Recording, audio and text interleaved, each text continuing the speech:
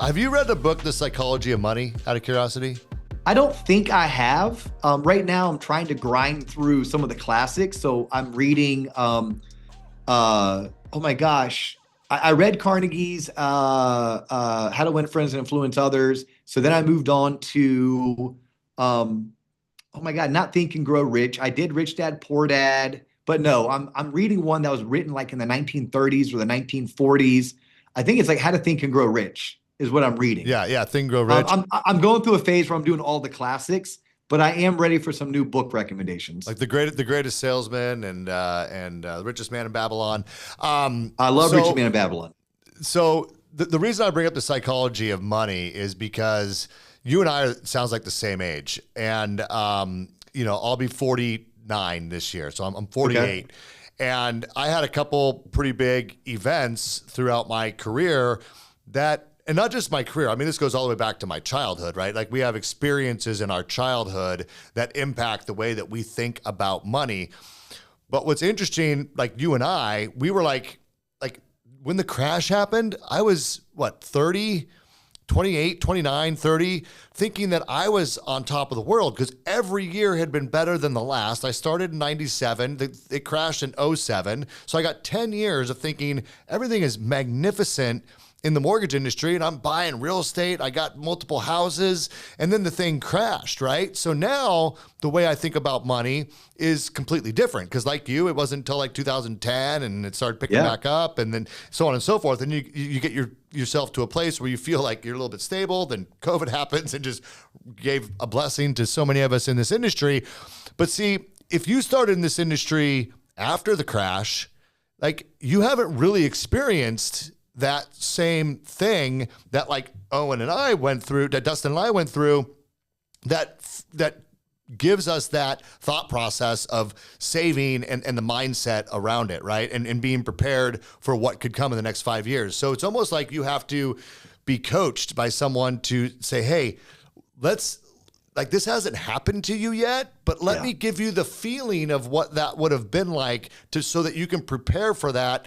And, and maybe you can end up with the same result. You know what I mean? It's like the psychology of money teaches us that if you haven't been through it, like we all have our mindset, our framework around our money. And some people are very blessed by what was at the time a very difficult situation, but it changed the way that you plan for your future. And so many people have not had that experience, and therefore they have not planned for their future. And they're going to get to that age where it's harder to make money in this industry, perhaps, or, something changes and they don't have that. So if you could somehow teach them that through the mindset that's necessary to get there, because you did go through that, it just seems like that's a very powerful, thing if you can get people to buy into it. You have to, and usually you do it through storytelling and, being personal and being vulnerable and sharing some personal experiences. One thing that I coach pretty consistently, and it baffles me about the American society. We love to talk about saving money. Any household, any kitchen table, any high school teacher, college professor, save money, save money. We should be focused on how to earn money. Because Tony, you and I have lived it. It is super freaking easy to save money when it is raining on you, when it is just being poured in. And I'm not saying you're not working your butt off 12-hour days, waking up at 4 a.m. while you shave your head or your face. You're worried about that loan file that needs the CD to go out. I get it, lived it. But when you focus on doing the things that help you earn money, it makes it way easier to save as long as you can be disciplined in following some kind of a structure. Like I taught my children, look, we save 20%, we tithe, or for my family, we give back to the less fortunate 10%.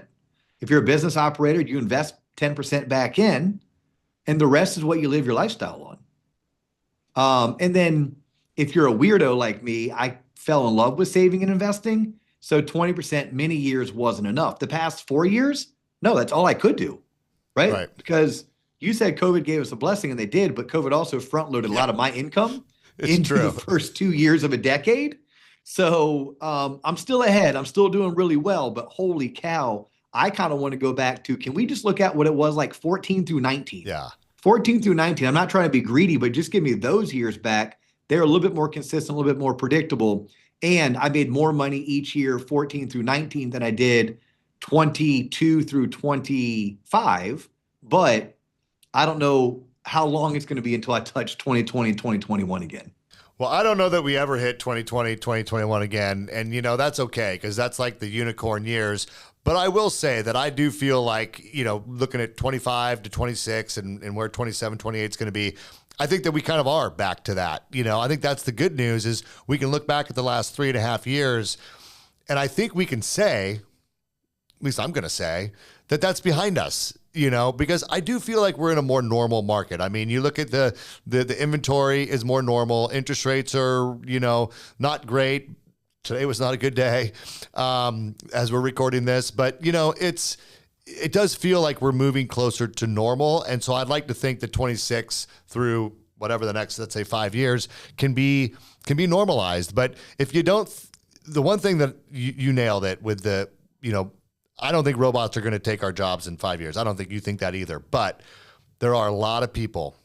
There are a lot of people investing in the mortgage and real estate industry with the intent to take a lot of the available transactions off the table for those of us that are in the hunter-gatherer, what I would consider traditional retail, referral-based part of our business. There are people that have made significant investments in getting a fairly large portion of that, and another pretty big group that has already invested in buying up all the servicing to try to recapture all the refinances.